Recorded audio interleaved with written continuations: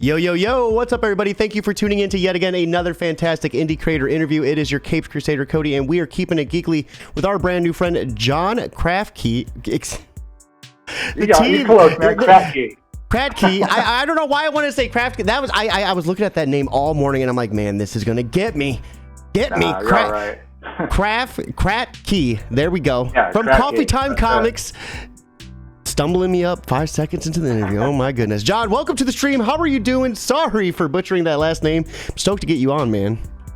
Yeah, I'm stoked to be here, man. This is gonna be a fun time. I'm looking forward to it. Dude, so I had a chance, shout out John, sent me Home Free issue 1. Had a chance to read it, very stoked. I did not know that you had this note written right there. Until I read it, and then because I always wait to read material until the last 30 minutes until so that way it's the freshest in my head. And I look and I'm like, oh my goodness, like this was so awesome, dude. Thank you so much for the note too.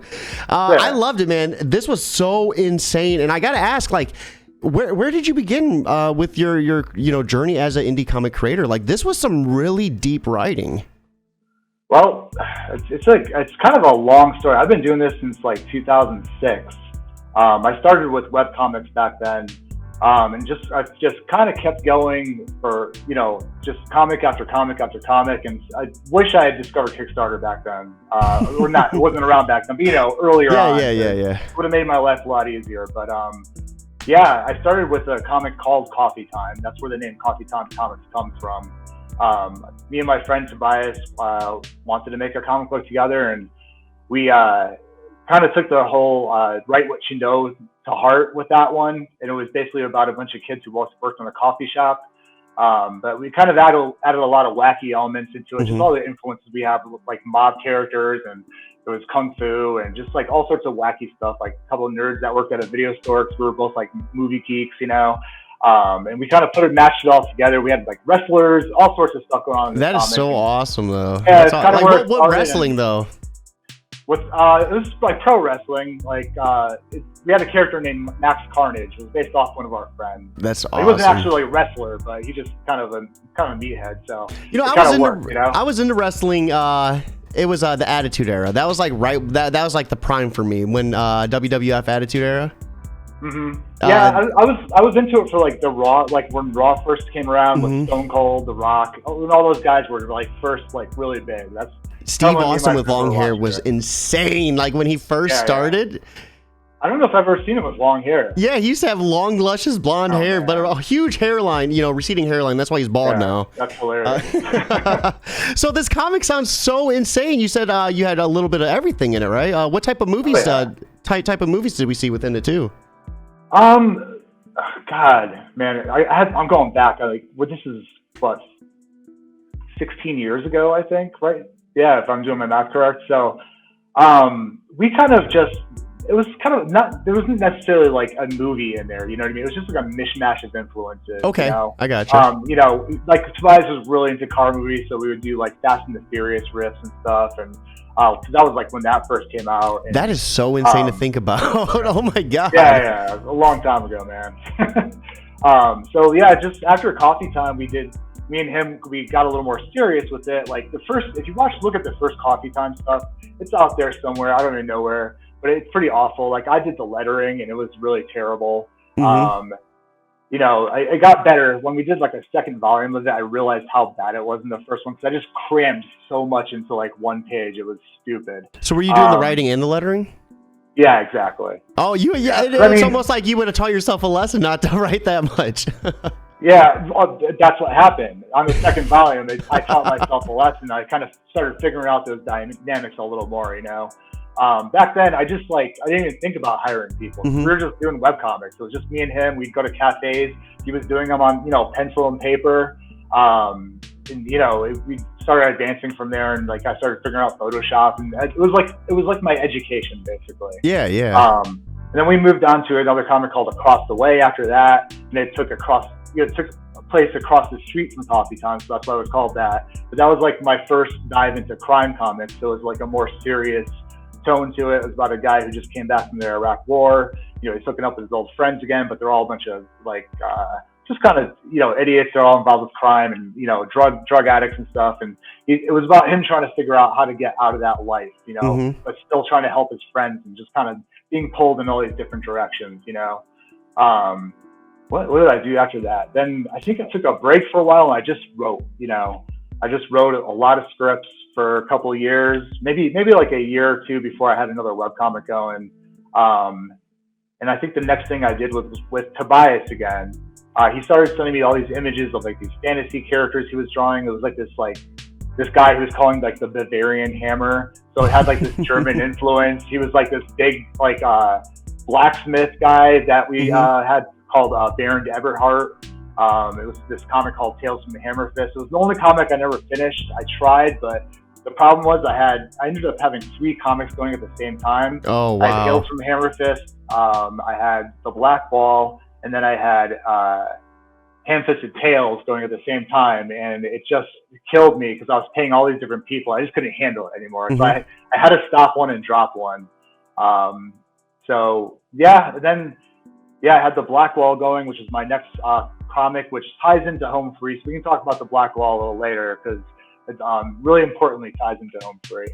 And then Ham-Fisted Tales was my horror comic, which I was finally doing because I always wanted to do a horror comic, but I just didn't want to do something that I thought other people were doing. Yeah. So I started this Gothic Horror style comic that was supposed to be a bunch of different shorter stories, like 60 to 70 pages each.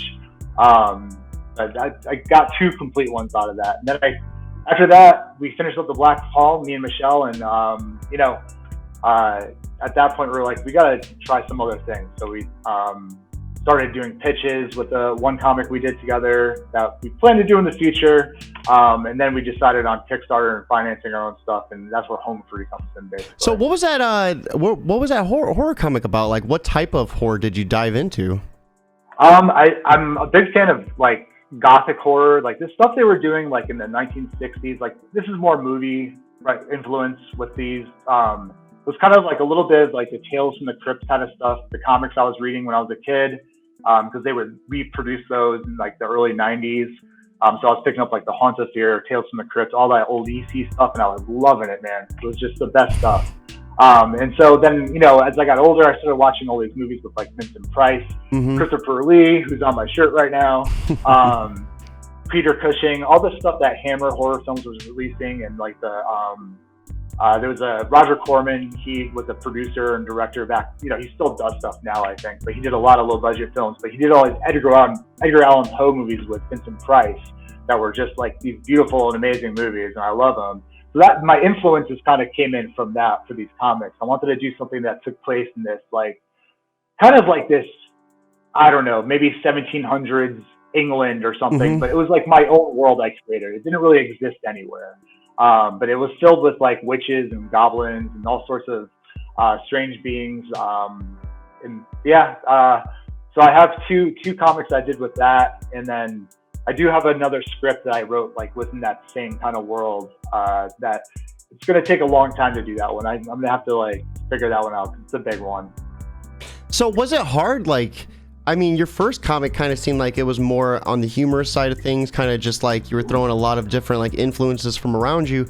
But then throughout the ages, you just like transitioned from so many different like takes, so many different genres. Was it hard like adapting yourself to those different types of scripts? No, not really. Like Coffee Time was just, it was learning, It was, like I said, it was school for me. That was my comic school. Like, it was just a slice of life comic that we just threw everything into. It was supposed to be humorous and like a little dramatic and like action packed and just kind of a really fun comic. That like, I think my heart, like I'd love to try something like that again, but my heart really lies in the darkness, I guess. Because, my next few comics, besides Tales from Hammerfest, which I did with Tobias again, I think Tobias brings the humor out in me, or just like the wackier stuff, because it's the way he draws. He's the one who did the variant cover for the new issue Home Free, and he did the print for the first Home Free Kickstarter. So I'm still really good friends with him to this day. But he just his art style just calls for like me to be a little more humorous, a little more fun with the comics, But just naturally, like I'm attracted to like darker storylines and characters and kind of deep dives into the soul and just kind of trying to figure out human nature, you know? So what goes into your creative process when you're writing a script? You know, when maybe let's take Home Free, for example, when you were coming up with just the basic concept for this, what did that creative process look like for you when you started actually writing it out? Home Free is a weird example just because Michelle Lodge is the artist I work with on Home Free. She's amazing. We have a completed graphic novel, that's The Black Wall. We did the 300-page graphic novel together as a webcomic, and we were like, we want to release that, but we didn't want to just jump onto Kickstarter, kind of unknown, because it's not like we had a huge readership. It was a webcomic, you know, and it never really took off, but we completed it because we loved the story and we loved working together. And we wanted a way. We were like, man, we should just do a Kickstarter. We tried doing a pitch together, and you know, we sent it out to a bunch of places. Just an intake, but we love that story as well because we actually wrote that script together. So it's like it's a real creative process. The only time I've ever written with somebody else, so it's kind of cool. Yeah. And then, you know, we were thinking like, you know, we wanted to do that on Kickstarter, but we were like, well, you know, we should do something smaller because like nobody really knows who we are, and you know, what can we do that can, you know, maybe get our names out there and just a smaller story. I was like, well, you know, we started talking about it, and I don't even know how the idea came about really. And I was just like, well, why don't we take a look at Sara, a character from the Home Free, down the path a little bit, like 10 years on, and just kind of see where she's at and try to, you know, see what's going on in her life and just kind of come up with this like smaller 3-issue crime comic involving her. And like, you know, I started writing down ideas down on that before I kind of expanded on it, but and then it ended up blowing up to like 5 issues, which is now it's still going to be like a 150-page comic or so, you know. So it didn't end up being the small comic we were planning on doing. So Sara has a larger role, it seems. Right. So Sara, she's in the Black Wall. Like, and the thing is, like, it's hard for me to know what to say because, like, the way I wrote these comics, like, Home Free is a loose sequel to the Black Wall, but it's one where you can read the Home Free first or you can read the Black Wall first, and you're going to get different views on the world and the events that happen in each comic that they kind of work together. Like it's just like in a unique way where, like, if you read Home Free first, you're going to go into the Black Wall thinking certain things and just being like, oh, that's not what happened at all. But if you read the Black Wall first, it's like, and then you read the Home Free, you're going to see how the events that happened in the Black Wall kind of screwed up the world. And just how the world reacted to the things that happened in that comic book. So we wanted to kind of do something unique, and I kind of lost my thoughts on that, but no, you're good. You know, we wanted to expand on where Sara was basically, and so I think we started writing either at the end of 2019 or working on it in the beginning of 2020. Then the pandemic happened, and then all of 2020 happened, and then I realized I could take what happened in 2020 and kind of explore those events, like through the lens of the events that happened in the Black Wall. You know, I was about to literally ask you, because like there was a significant moment I felt when they were meeting each other on the TV. It was talking about like how their peaceful riots were turning violent, city blocks were like catching on fire, and that felt like it was hitting like pretty close to home. Yeah, no, it's not like this. The elements of what's happening in the story isn't what happened in 2020. I'm not, but it's a way to explore kind of what's happened in the last few years with like the divide in America, and like, you know, people just kind of going these crazy different paths when they don't have to be that, you know, that different, you know, on everything. And it's just trying to, as the comic kind of grows, like with each issue, and the world kind of grows with each issue, you're going to get more and more of that. And it's basically an exploration of like what happened and like where are we going and do we need to go there, you know? We have Ichthus over on YouTube stopping to say what is up. The art looks great. I love the black and white. It helps the art shine the most. And John has got a killer goatee. That goatee is pretty monstrous, man. It gives me the dude from Lamb of God vibes. I forgot his first name, but You look like you'd be the front man for Right. in JMO. Yeah, dude. Back in the day, like older people will tell me it's more Anthrax. Yeah. No, I get right? that. You gotta throw the red streak in there. Oh, it's funny. It depends on what era the person who like is talking to me about my goatee comes from. But like some people will tell me Anthrax. I'll get System of a Down. Lamb of God. It just depends on the age. I think. Oh man, so this story, let's kind of start breaking into the concept. It hits a lot of heavy different notes. I mean, we see women getting abused, we see women being solicited. I think it's like the proper way to say it. Prostitution, I don't think is anything like too bad, vulgar to say either. But sex worker, I think, is kind of like the term, I guess. Yeah. Well, I mean, sex worker almost, it feels like that's something of their own free will, right? This is definitely right. This is definitely not that case, and the abuse is just it just hit so heavy. I mean, was this a hard comic for you guys to write? Like, this seems like it would be something that would just take a toll.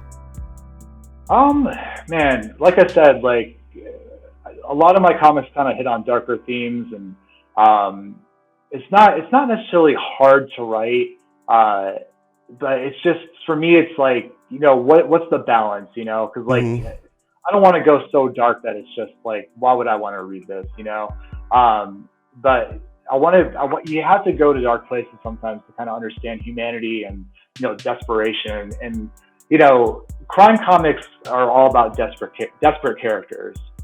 Crime stories, crime movies. Like I read a lot of old novels from like the 30s and 40s. I've been really diving deep on those lately. Just like all the old crime authors, and they wrote some dark stuff back then. Yeah. It's really, when I read those, I'm like, wow, man, these guys were writing in like the 50s and 40s, and they're going to some pretty dark places. So they didn't have to worry about a Google review back then, though, right? Like they didn't have to worry about people like trying to cancel them over, like like going as far as they went. Before we really dive in, I want to say I was getting pretty heavy Thelma and Louise vibes. Is that any inspiration to you at all? No, I mean, I think I might have seen that movie like when I was younger. It's been a long time since I've seen that, but I get it. Yeah, definitely. No, I could see where that would be. I hadn't even thought about that, but yeah, because I think like, what is that? That's like Julia Roberts and Susan Sarandon, right? No, hey, I look young, but I'm old. I'm up there. But it's like Julia Roberts is in an abusive relationship or something. Yeah, right? yeah. Okay, I can see that. No, I never even thought about that. Okay. Like, there is no Thelma and Louise influence, but maybe deep in the back of my mind someplace it's there. So we were talking about hitting those dark spots, those dark notes. I mean, what did the creative, the process look like when you were talking to the artist as well, trying to get some of these panels designed? What did that look like between you two? Michelle and I have worked together for a long time now. I don't even know the year. Like I'm sure I'd have to like go into my files and look at things that I sent her, just like to kind of backtrack really. But like I said, we've done a 300-page graphic novel together. So we have a lot of experience working with her. And to be honest, like our process is about as easy as it can get because we just work well together. I send her the script and, she'll send me some character designs. We'll, discuss some things in email, but like really she just turns it out and like sends me the files. And I'm just like, there it is. I mean, I don't know, maybe it's the scripts and maybe it's just we're on the same, wavelength when it comes to creating comics. But like how I found her actually is like she was, advertising herself on like, I think it was like zwall.org. I think that was what it was called. It was like this place back in like maybe the 2011, 2012 time frame where you would like go and look for artists. And I don't even remember what the website was, but I'm pretty sure that's the one we found each other on. And she was just advertising herself as a noir comic artist. Like she's looking for someone who wants to do these kinds of stories. She sent me some of her like, art over, and I was like, oh man, that's like perfect. She's got the perfect vibes going on. We can do this like cool black and white stuff together.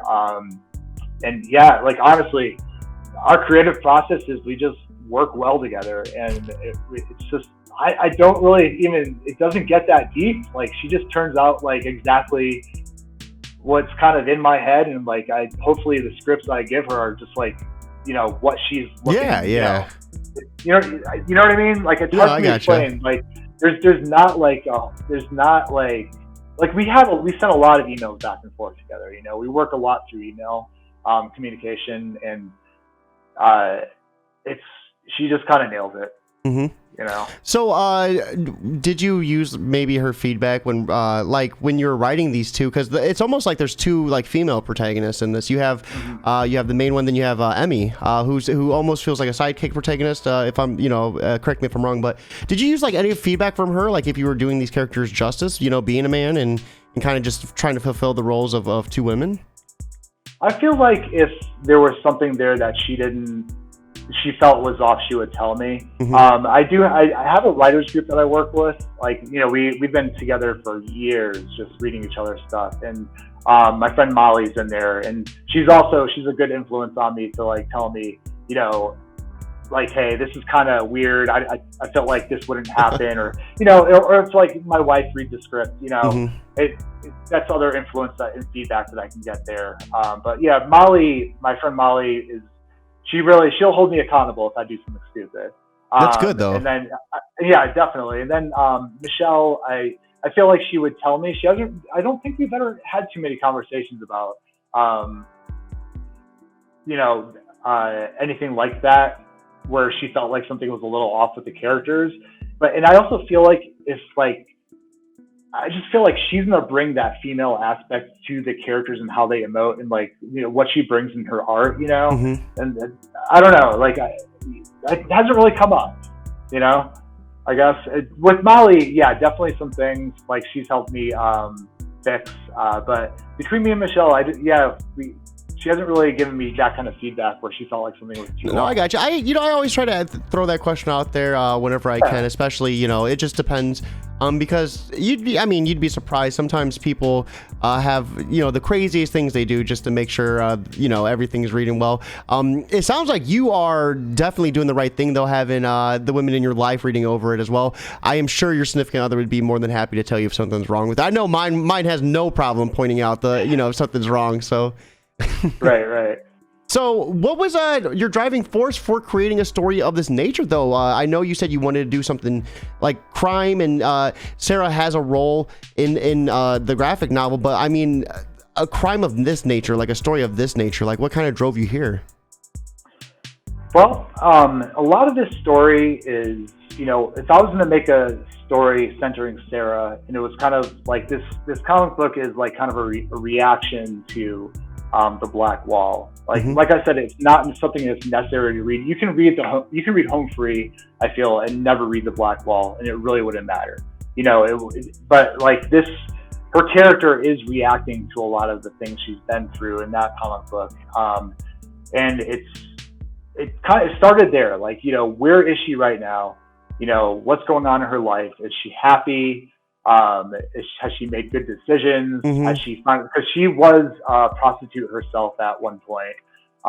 And you know, it's like, has she gotten out? Is she still in that life?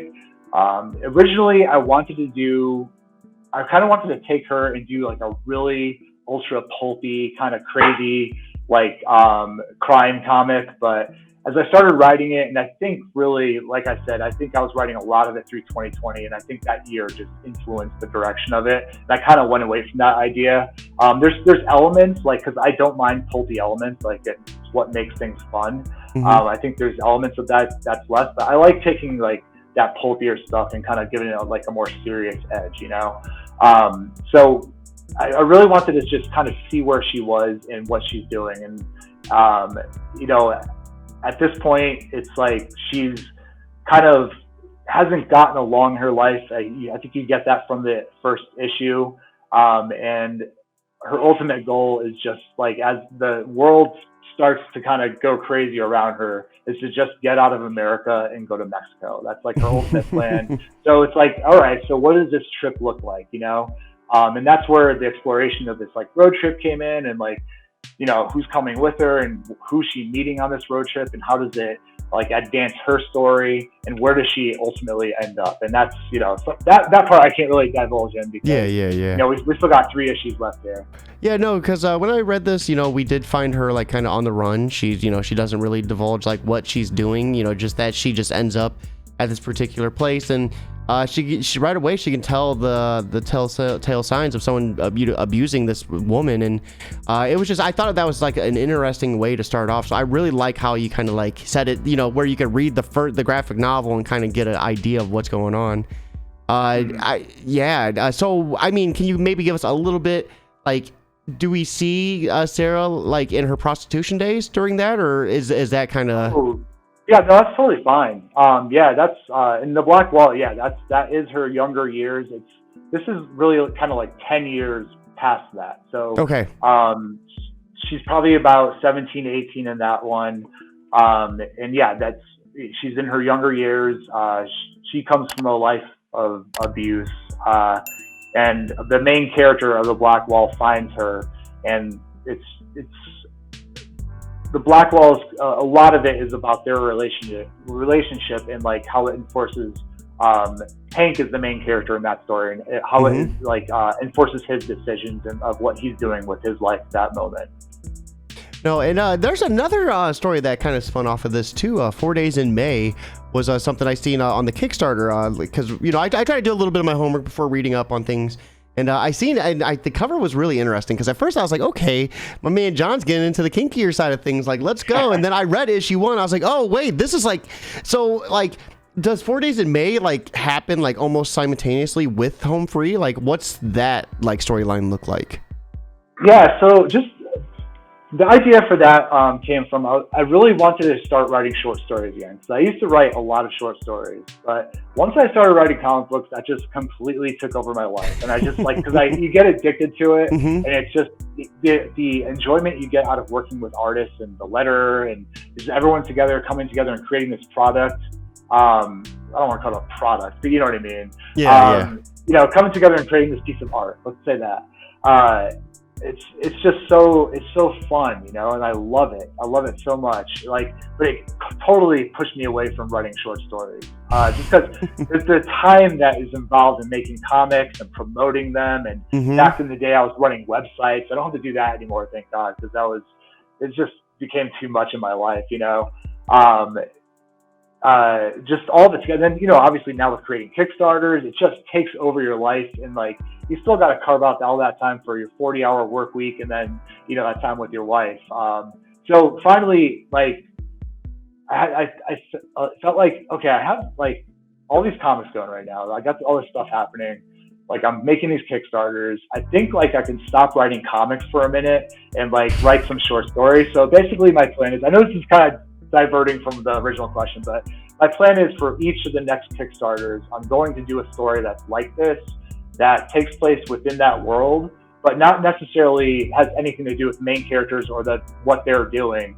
But like, it's like spinning off into its own direction. Like, May, what happened to this girl that I got tied to the sink in issue 1? So we kind of get a little bit before the sink incident, and then the sink incident, kind of what's going through her head, and then we jump into like her escape and like what happens to her after all that.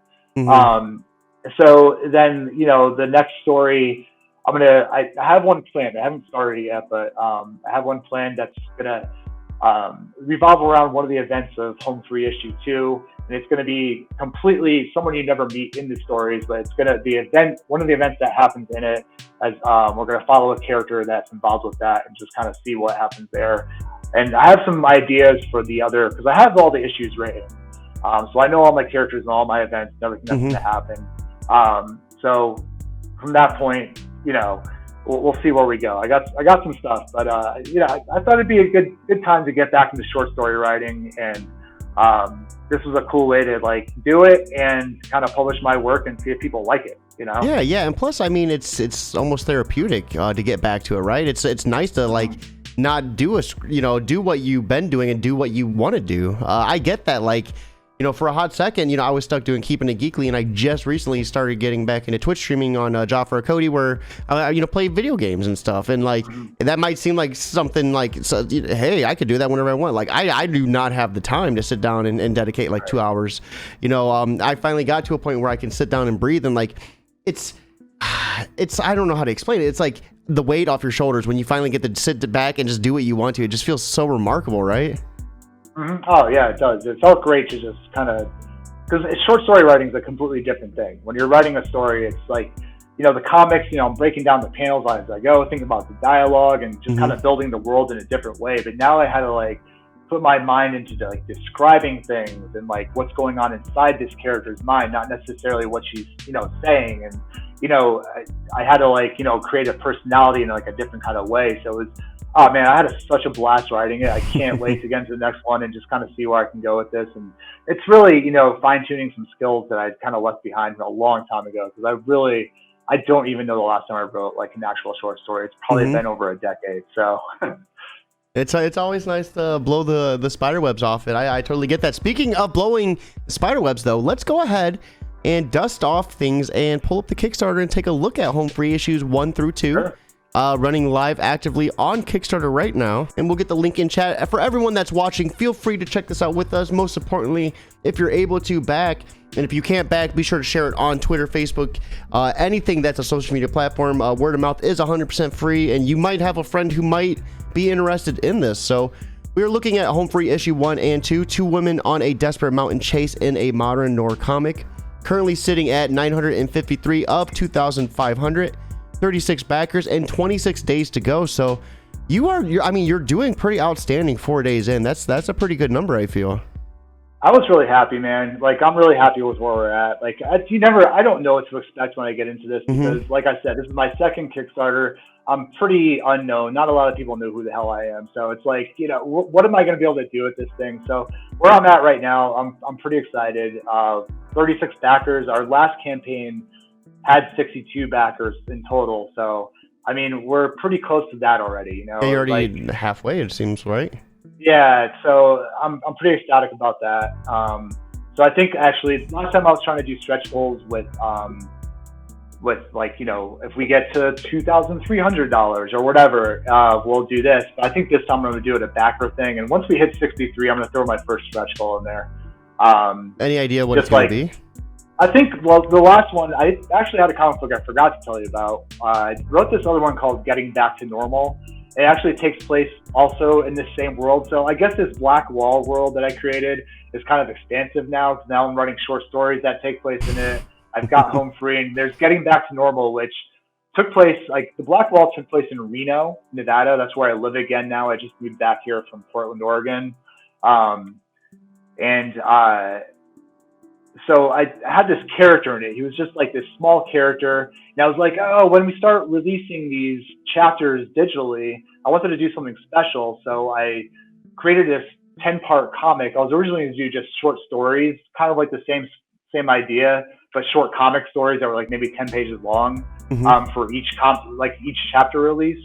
Instead, I started writing this one character named Raccoon. He's like this guy who's lived in the streets for probably his entire life, maybe at least 30 years. He's an old man. He's kind of been, on and off meth his whole life. So he's kind of a wiry individual. He finds a dead body, and he basically becomes a detective for this 100-page comic. And so I was offering that up as my first stretch goal on Home Free. But that's going to be, once we hit 63, everyone gets a PDF of that, basically. That's such a crazy concept. I love it. It's so insane. You said he was on meth or clean from meth? No, he's never clean. Like, he's a man of the streets, and he's a very, I don't know, like, being back in Reno after being away from here, like Portland, Oregon, they have their own issues there. But, like, Reno is a different kind of character here. And, like, man, now that I look back on Raccoon, like, he's very Reno, man. I'm like, I feel looking around now, I'm like, I hit this guy spot on, dude. Yeah, like, dude. So I'm pretty happy with that story, actually. It's a very Reno story. It takes place all over Reno, Nevada, and it's a little bit off in the desert. Yeah, it was. I don't even know where that one came from, to be honest. I just started writing that character, and I was like, what can I do with this guy? Like, how does it work when you're kind of out of your mind, but you're trying to do something to help somebody and figure this thing out? And I think it's successful. I don't know. Not a lot of people have read that one, so basically, I can't wait to get it out there and people. Yeah, that is really cool though. You're gonna have to do Florida Man next. I feel like you could do like these little like multiverses of like Reno Man and Florida Man. So is this a trailer that we're able to watch? Yeah, throw it on if you want. So yeah, we could watch this. You won't be able to hear the volume, and then if you try to talk, we won't be able to hear you talk. But we're gonna be able to hear everything fine over here, just to give you that heads up. I won't talk for 2 minutes.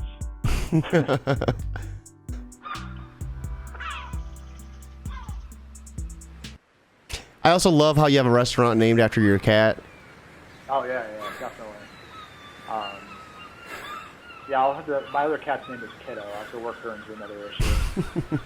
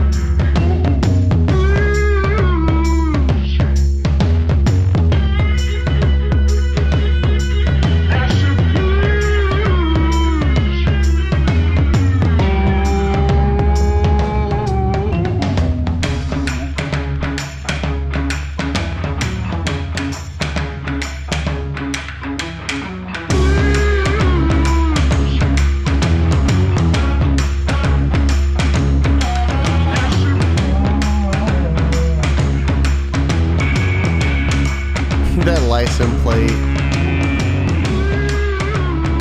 That was all Michelle, man. You know, okay, the word I was looking for earlier, observant. I don't know why that word was escaping me.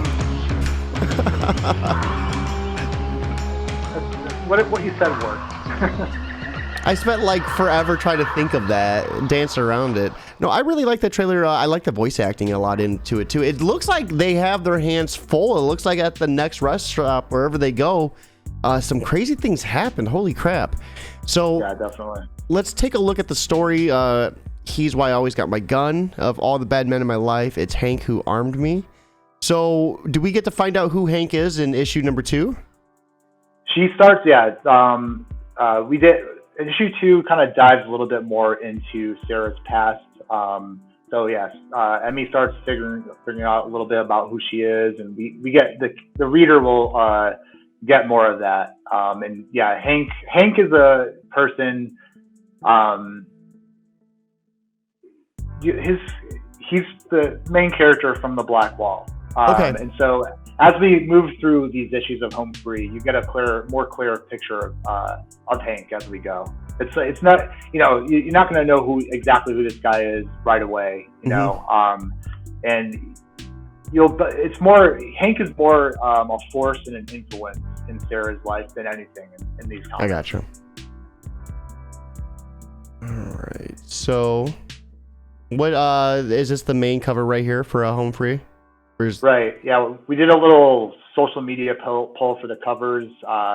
It was going to be this one, or the other one is the print now that we're offering up. But this was the one that everyone decided on. It was pretty close. It was between this and the print as the cover. I think it was it was real close.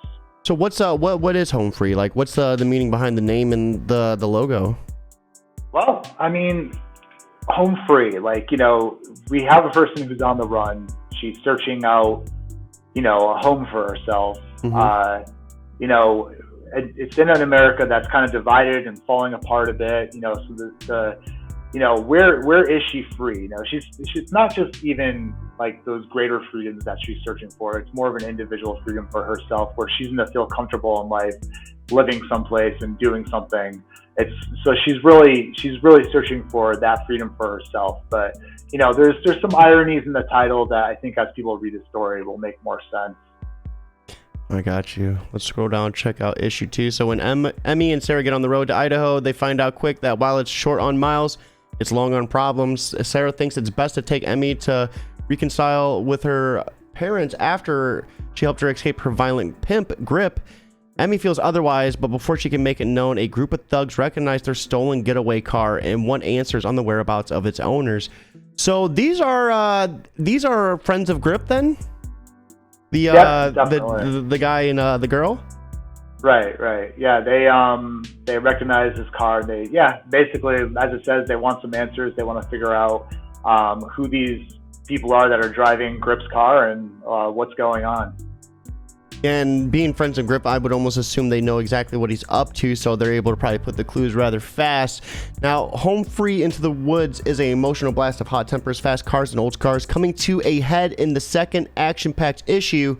Take a deeper dive into Sarah's past and get a look at what's coming for America's future as the cracks in society become wide enough to fall in. I am getting better at that narration reading. I just want to give myself a little chef kiss there. I've been working on my stops a little bit better. So this is going to be a 5-issue series following Sarah.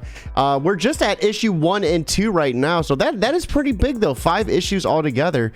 This is of course a sequel to Black Wall, a webcomic, and here are some of the reviews. Is there any of the reviews you want me to read in particular?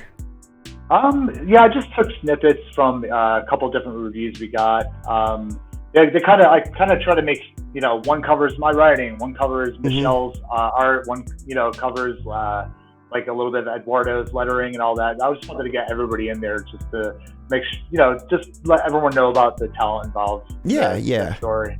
And if anyone's interested, you can go ahead and read the reviews in the link we just posted in the chat as well. Now, here are the creators together with writer John and artist Michelle and letterer Eduardo.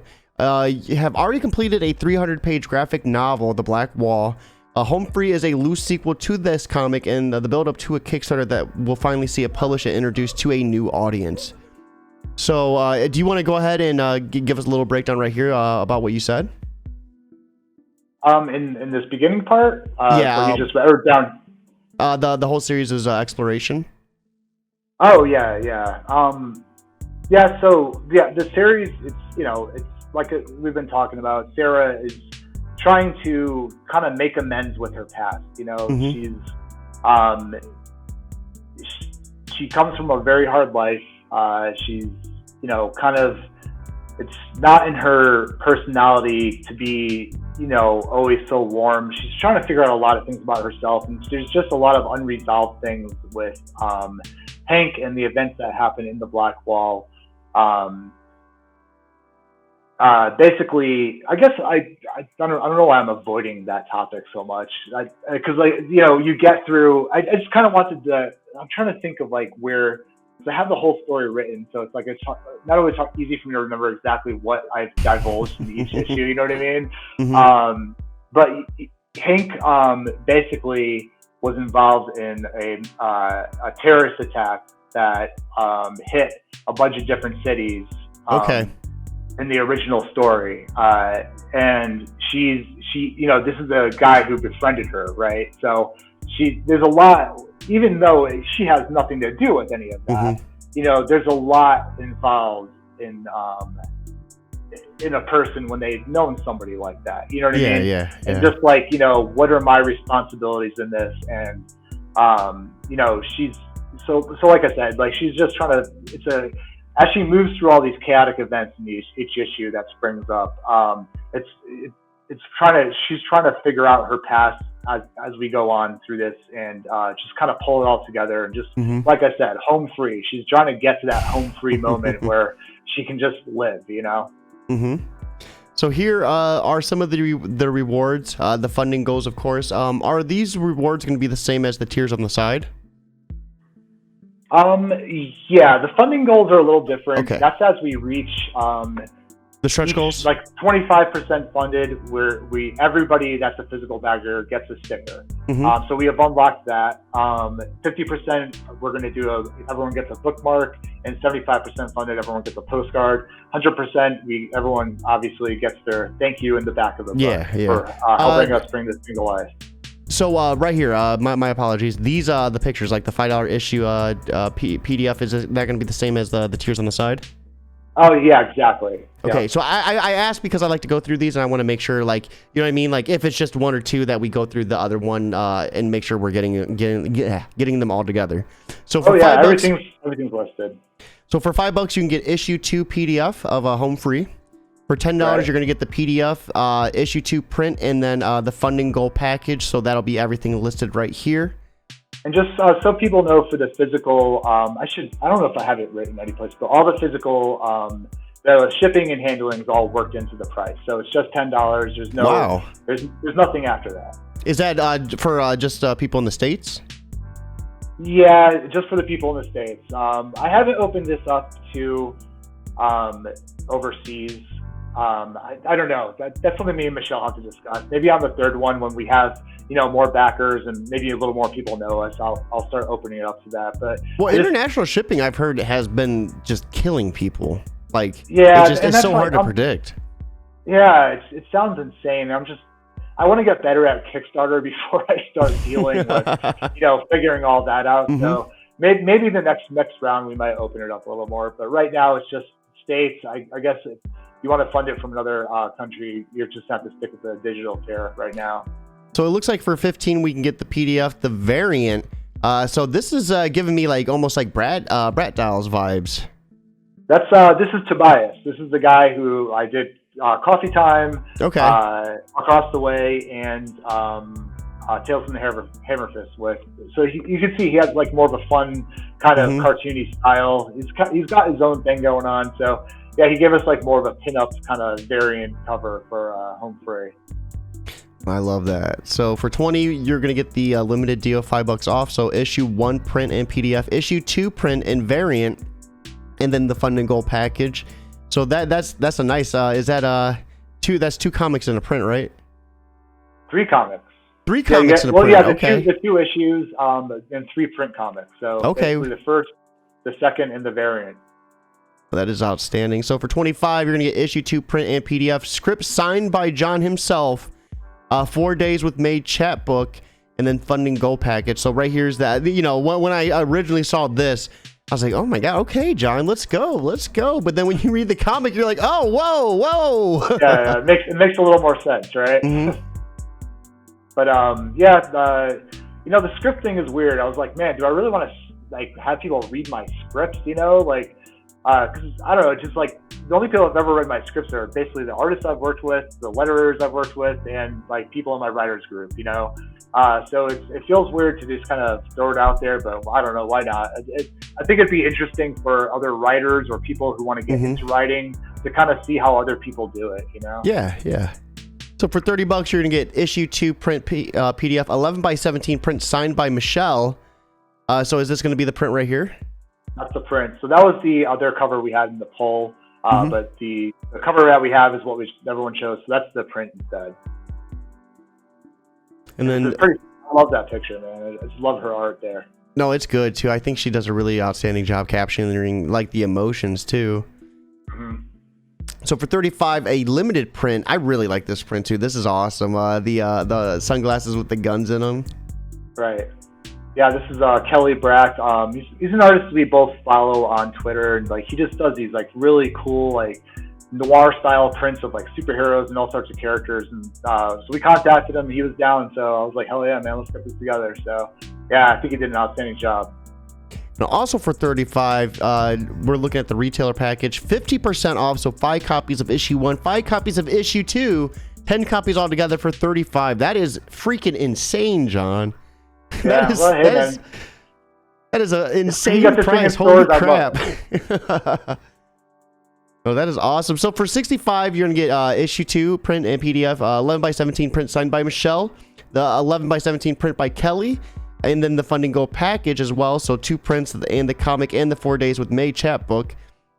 And then 100 is Phew, everything included above, and then an enamel pin as well. This enamel pin is awesome. I love the way you guys did this too. Right. Yeah. No, I can't wait to see them. I mean, they're being kind of produced right now, so yeah, I'm excited to see what the actual pin looks like. You know. Yeah. And then right here, this is cool. So various stickers for everyone's favorite roadside joint. So this is named after your cat, right? Exactly. That's so awesome. My cat Fatty. Love that guy.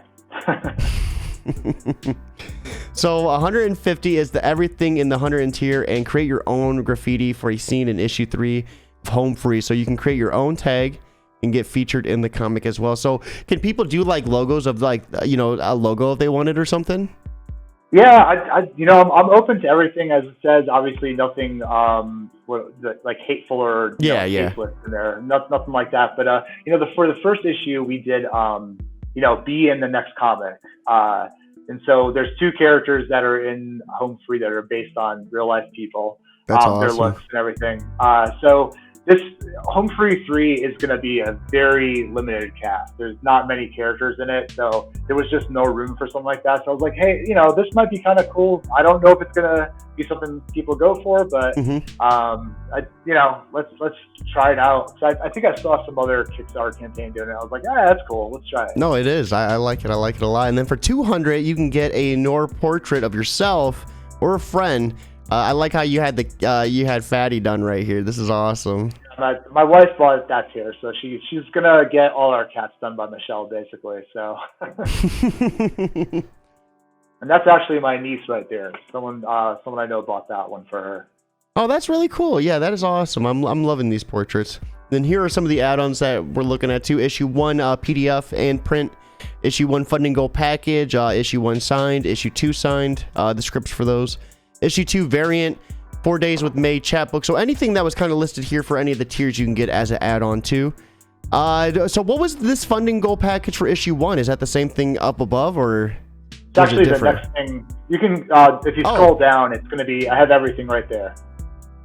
So right there is a bookmark. It's the same style. It's a sticker, a bookmark, and a postcard. I think we plan to do something like this for every issue. The postcards are always going to be someplace they've been, you know, so it's going to be like a noir kind of dark spin on like a postcard, basically, you know. No, I like that.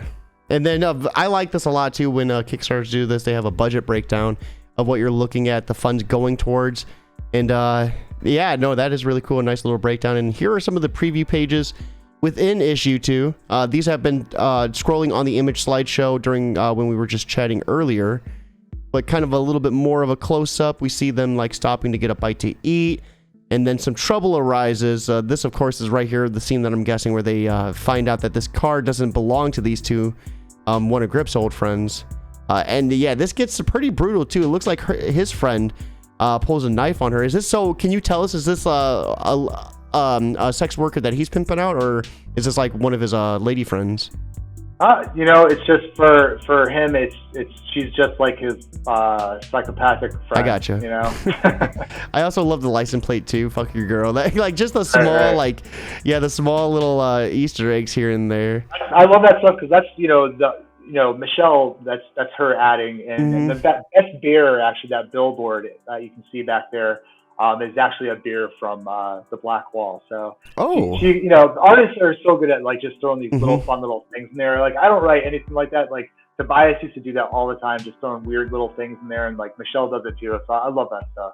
I really like how she is with cars too. I heard some artists hate cars, so it looks like she's like a jack of all trades with like just everything.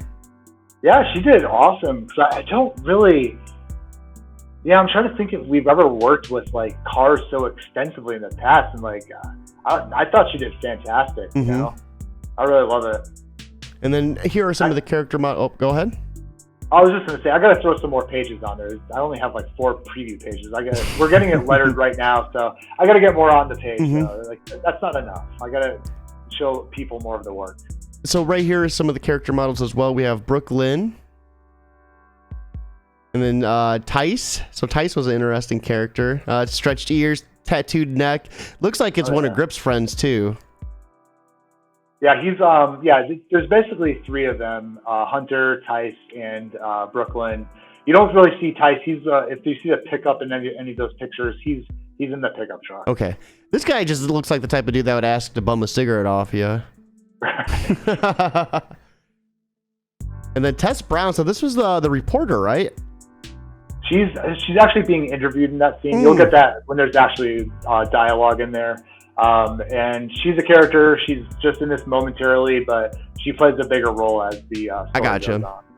Yeah. I gotcha. And then risk of challenges are, of course, you guys can't control pandemics or paper shortages. All that stuff's kind of out of your hands. Was there anything? I think it's going to be better in our hands last time because actually on the first issue we went with Print Ninja and we're doing it again through Print Ninja, but they now have a domestic part to their publishing. So the first comic took a while to get. It really was angering me a little bit. I was like, oh man, when are we going to get this thing? Because it was being shipped over from China.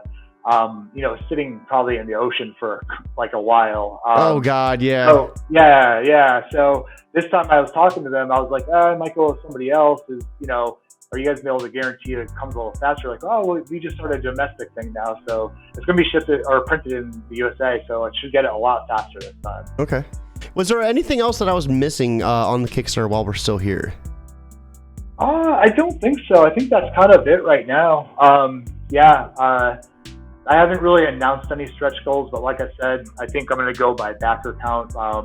So 63 for sure, since that's one more than our first campaign. We'll get getting back to normal to everybody. Then I'm not sure what I have yet, but I'm going to have also an indie comics package, a bunch of first issues from a bunch of different creators that we're going to be giving out. And then I haven't really thought beyond that because, we're 38% right now. We got some time. All right, so give me 1 second. Let's go ahead and go back to our window and we'll begin wrapping things up. So real quick, what's next for you guys? I know you said you want to do a couple Kickstarters before you do your Kickstarter for the big graphic novel. But I mean, we have 3 more Kickstarters planned out for the rest of Home Free then? Or, what's next? So basically, there's 3 more Kickstarters for Home Free that we're going to do. So 5 issues in total. After that, just so at that point, people are going to read Home Free. They're going to know the story. That's when we want to do. Me and Michelle will definitely be putting out the Black Wall as just like one big graphic novel. I can't wait to do that. That'll be really fun to just be able to hold that thing in my hands. It took us so long to create. So to have the pages in my hands, really great. I have a comic I'm actually creating right now with an artist from Poland. Her name is Anna Wyasik. I'm pretty sure that's how you pronounce it. But she's fantastic, man. Like that's another Gothic horror. It's funny because I feel like people are going to read that and they're going to think that the pandemic influenced that comic because it takes place during a God, why is the word not in my head right now? Oh my gosh! It basically takes place during. You just had one of those moments today, huh? Yeah, I did. It was me earlier. Yeah. It takes place basically during like a pandemic kind of situation, but I wrote that. I swear I wrote that. Wait, are you thinking about quarantine? No, it's a Gothic horror. What? I don't know why I can't. The Plague? A Plague. God, man. Hey, we work together good. Yeah. Thank you. God, a word just was not there. It takes place during a plague. I should know my own comics, right? But it has like a lot of things in that. I feel like people are gonna be like, wow, this is kind of like John's other riff on 2020. I swear it's not. I wrote that the year before. I was actually trying to pitch that one during 2020. I think that was a really bad time to pitch, though. Oh yeah. So I've got that one being made. We're like halfway through with the art for that one. I'm really excited about that one. It's gonna be very different from what people kind of are knowing me for right now. Me and Michelle have another full script that we wrote together. That one I would love to do, but like I can't speak for Michelle because I'm sure she might want to take a break from the crime thing for a little bit. She does kids comics too, and she does both so well. She does these like dark, black and white, serious crime comics really well, but then she does like these really colorful, fun kids comics too. And she has her own thing called No Mentality. She does. It's like a strip comic about being a mom and a cartoon, an artist. So, you know, she's a very varied artist. So we do have another thing I'd like to do. We'll see. But beyond that, right now, that's kind of what we got going. Home Free, Black Wall, and then my horror comic, and then, you know, there's lots of time to be writing in the interim, you know, because that's all going to be finished probably within the next 2 years. Yeah, it sounds like you have a decent amount of projects under your belt right now, and I mean, that gives us the perfect segue to my final question. I think anytime I do an interview, it's always, you know, a nice chance for you to, like, you know, get on here, talk about your book, but it's also a nice learning tool for anyone watching that's a new creator themselves. So with that being said, for anyone that's watching and maybe they're having trouble doing, you know, a Black Wall of their own or a Home Free of their own, and they're just getting, you know, having trouble just getting started, what type of advice would you give them to kind of help them push through that barrier? Man, it's creating art, especially when you're working with other people. So I was just writing short stories, whatever. That's all me, you know. It's very difficult. It's kind of screws with your mind sometimes, because sometimes you hook up with artists that kind of disappear. I'm sure there's plenty of writers that disappear. You know, when you're working with people you don't really know that you met on the internet, it can be very frustrating sometimes. But like, let me use my comic, The Goblet at the Black Oak, for example. I think I had 2 different letterers, 2 different pencil people doing like the line art. I think 3 different colorists. Like I just people kept on disappearing, you know, but I had to finish it. There was no way I wasn't going to finish it, because I loved that comic, you know. And you just have to get it done. You have to persevere. You have to keep doing it. Don't let the failures that are going to come, for sure, don't let them beat you down. I've been doing this since 2006. Like, I had a lot of webcomics, and just try different things. Try webcomics, try pitches, try Kickstarters, try anything you can to get your comic made. Just keep going, because I don't know, I'm doing better now than I was, you know, 15 years ago. And I've learned a lot in that time frame, and you're just going to get better and better if you stick to it. Like, you know, people don't start knowing your stuff until 15 years in. You're just going to come out the gates with like a stronger comic, you know? Stronger writing. So that's always my advice, you know. Don't let the mind games beat you down, because it's difficult, but just persevere and keep moving forward, you know? No, I think that's good. I think if you're going to go down, at least go down swinging, because, you know, like you said, if you would have stopped 15 years ago, you wouldn't have all this, and you have a lot. You have a whole novel that's waiting just for a couple successful Kickstarters before you drop it. Like, so you have like the gun fully loaded. You're just waiting, you know, to get the blast. And I get it. That's awesome, man. Such good advice. I love anytime we can get a different take on it. A lot of people just say, do it, just do it.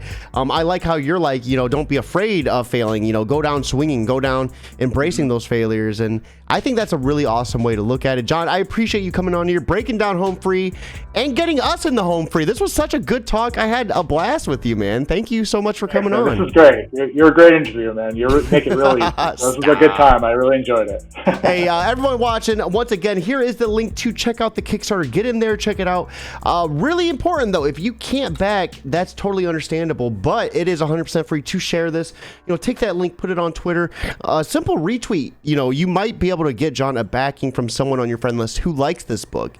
So word of mouth is 100% free, and we would appreciate you so much if you could do that.